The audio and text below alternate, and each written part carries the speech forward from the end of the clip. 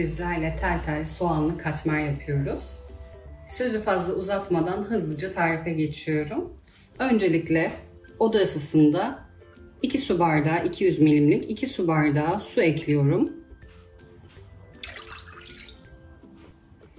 Tepeleme 1 tatlı kaşığı tuz.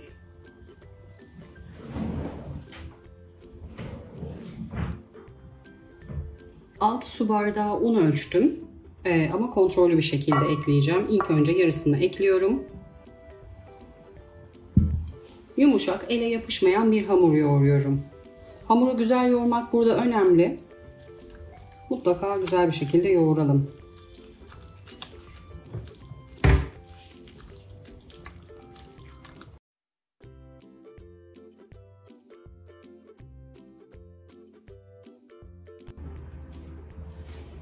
Hamuru tezgaha aldım. Tezgahla da iyice yoğurduktan sonra bu şekilde pürüzsüz bir hamur elde ettim. 6 su bardağından yaklaşık 1 su bardağına yakın kaldı. Bunu da bezelerken ve açarken kullanacağız. Yani toplamda 5 su bardağı un kullanmış oldum. Ama dediğim gibi yine de kontrollü eklemeyi unutmayın.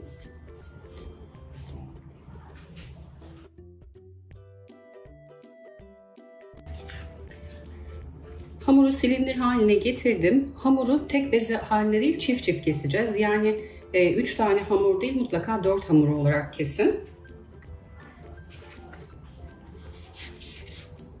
Şöyle şu şekilde mandalina büyüklüğünde parçalar alıyorum.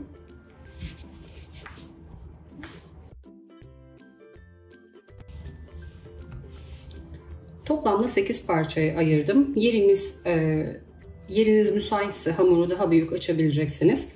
6 parçaya da ayırabilirsiniz. Dediğim gibi çift çift ayırıyoruz.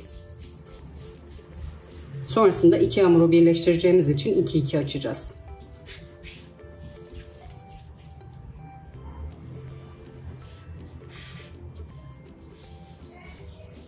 Bezeleri koyacağım tabağa da unluyorum. Düzgün bezeler yapıp tabağa diziyorum.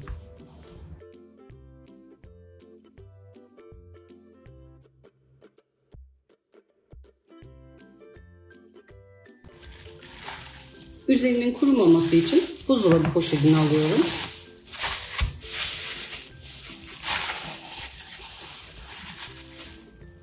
Hamurların kolay açılması için yarım saat, vaktiniz varsa 1 saatte bekletebilirsiniz. 1 saat kadar oda ısısında bekletiyorum. Hamurlar dinlenirken biz de iç harcını hazırlayalım. Yani taze soğanları doğrayalım. Yarım demet taze soğanım var. Daha öncesinde sirkeli suda bekletip yıkamıştım güzel.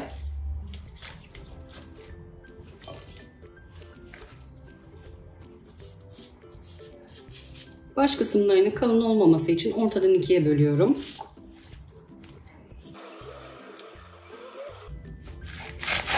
Daha kolay doğrayabilmek için yine ortadan 2'ye böldüm.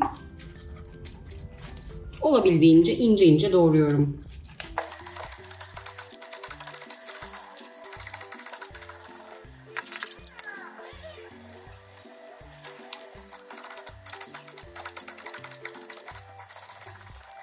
Taze soğanları da ince ince doğradım. Tuzunu sulanmaması için hamurlar dinlendirdikten sonra ekleyeceğim. Yine baharatlandırmayı da aynı şekilde en son ekliyorum.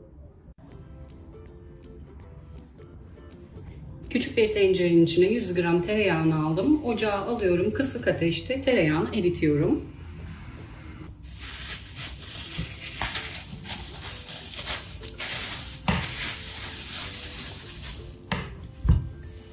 Hamurları yarım saat dinlendirdim. Vaktiniz varsa 1 saatte dinlendirebilirsiniz. Yumuşacık. Tezgahımı bir miktar unluyorum. İlk bezeden başlıyorum. Yine bu bezeyi açarken diğer bezelerin üzerine buzdolabı poşetiyle örtüyorum ki kurumasın üzerleri.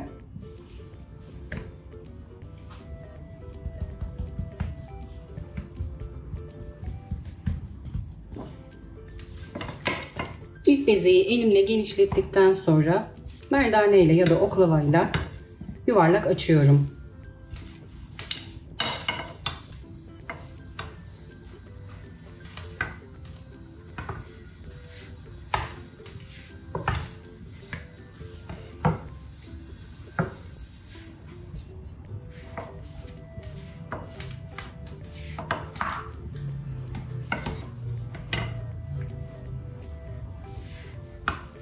Hamurunuz yapıştıkça un serpebilirsiniz. Çok fazla unlu olmasın.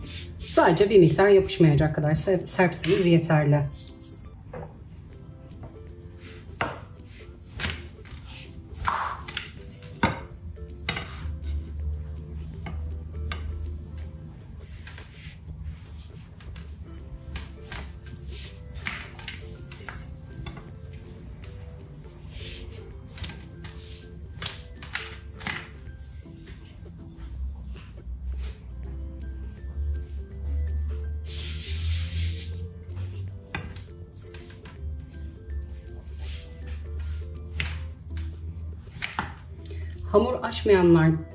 Hamur açmayı bilmeyenler ya da yeni başlayanlar için hamuru bu şekilde açtıktan sonra göstereyim. Oklavayla bu şekilde bıraktıktan sonra hep sol taraftan ya da sağ taraftan, hangisi kolayınızda geliyorsa, buradan sarmaya başlıyoruz. Tezgah biraz küçük olduğu için, tripod da olduğu için biraz zorlanıyorum açmakta tabii.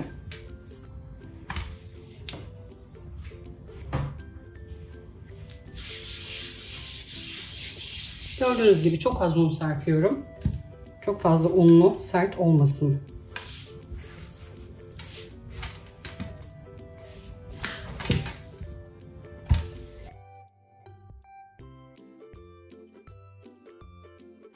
Hamuru olabildiğince ince açtım. Şu şekilde göstermek istiyorum. Çok fazla unlamadık. Dediğim gibi yapışmayacak kadar unlasanız yeter.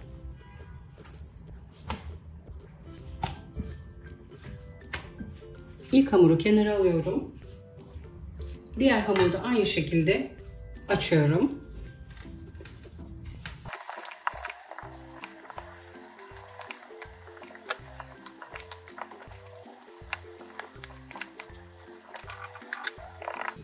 İkinci hamuru da ince bir şekilde açtım. Tereyağını eritmiştik, ılındı. Bir fırça yardımıyla yufkanın her tarafına eşit bir şekilde tereyağını yayıyorum. Taze soğanlara hiçbir işlem uygulamamıştık. İnce ince doğramıştık. Karabiber ekliyorum 1 çay kaşığı. 1 çay kaşığı da tuz ekliyorum. Yufka yağlı olduğu için yağ eklememize gerek yok. Elimle şöyle bir karıştırıp yufkanın üzerine gezdiriyorum.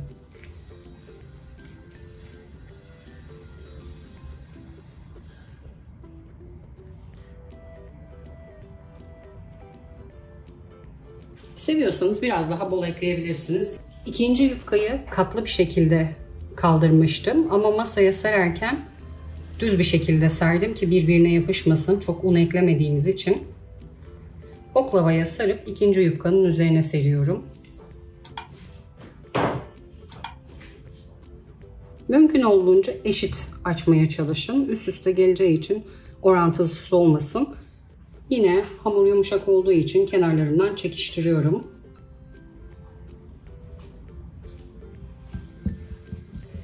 Çok bastırmıyorum. Hafif elimle bastırdım.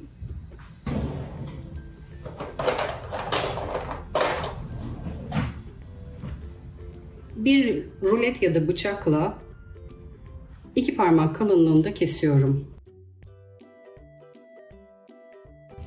Kenar kısımları biraz daha ince oluyor. Çok içine bastırmadan rulo şeklinde sarıyorum.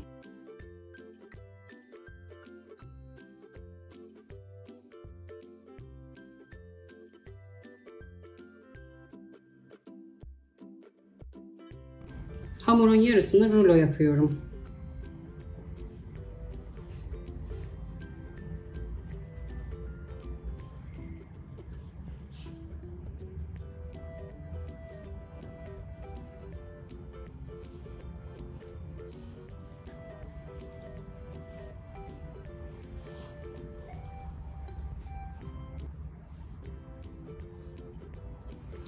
İkinci ruloyu küçük kenar kısmından başlıyorum.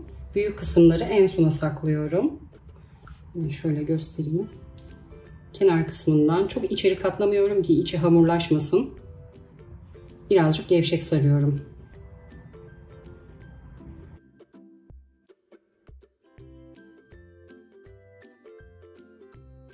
Bir adet açtığımız yufkadan 2 adet çıkardık.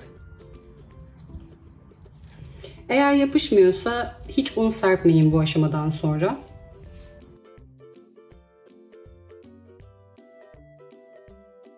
Katmeri bir miktar incelttikten sonra tabağa alıyorum. Üzerini buzdolabı poşetiyle kapatıyorum. Buzdolabı poşetini ikiye kestim. Yine diğer yaptığım ruloyu da bu şekilde üstüne koyacağım. Hatta tabağın altına da buzdolabı poşeti serdim, yapışmasın. Merdane kullanmıyorum. Elimle açmak daha kolay geldi. Elimle biraz inceltiyorum. Hazırladığım hamurun üzerine buzdolabı poşeti seriyorum. Yine ikincisini de üzerine alıyorum. Yine katlayıp diğerlerini de bu şekilde hazırlıyorum. Buzdolabında donması için en az yarım saat kadar, vaktiniz varsa 1 saat kadar da bekletebilirsiniz. Hatta geceden de hazırlayabilirsiniz bu şekilde. Üzerini iyice örttüğünüzden emin olun. Hava almasın, kurumasın hamurlar. Tavaya almadan önce bir miktar daha incelteceğiz. Diğer hamurları da aynı şekilde hazırlayıp geliyorum. Hamurları yarım saat buzdolabında dinlendirdim. Dediğim gibi vaktiniz varsa daha fazla bekletebilirsiniz.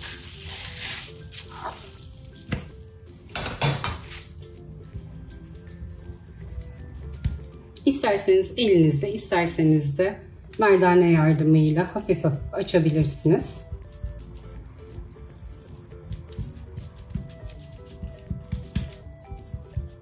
Şöyle ben elimle açtım.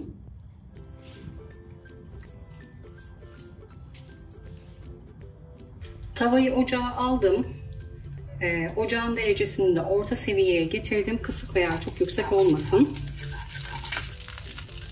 Eritilmiş tereyağım vardı. Tavanın dibini bir miktar yağlıyorum.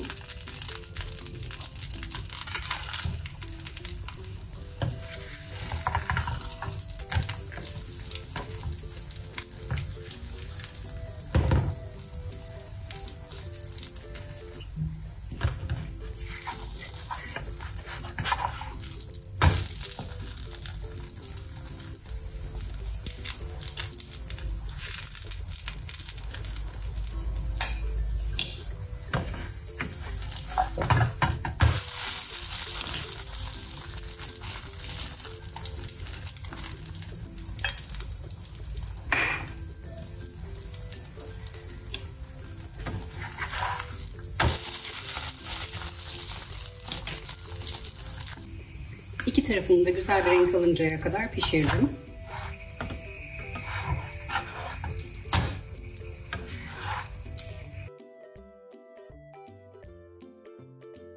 Tezgaha yapışıyorsa bir pratik yöntem göstermek istiyorum. Yine buzdolabı poşetini ikiye böldüm. Buzdolabı poşetinin içinde açıyorum. Hem yapışmıyor, un kullanmamış oluyorum. Hem de incecik açılıyor. Dilerseniz elinizle açabilirsiniz, dilerseniz de bu şekilde açabilirsiniz. Yine arada döndürüyorum her yerine eşit açmak için.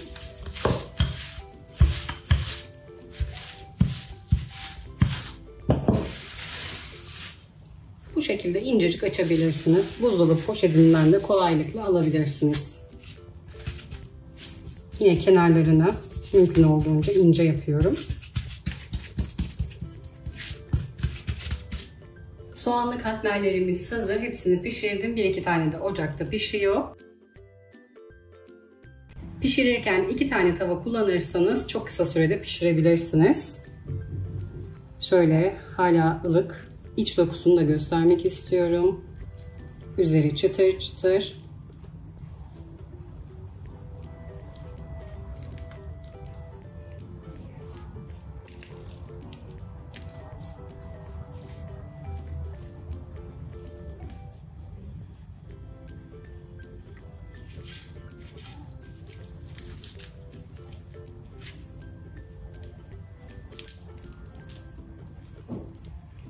İçerisinde herhangi bir hamurlaşma yok.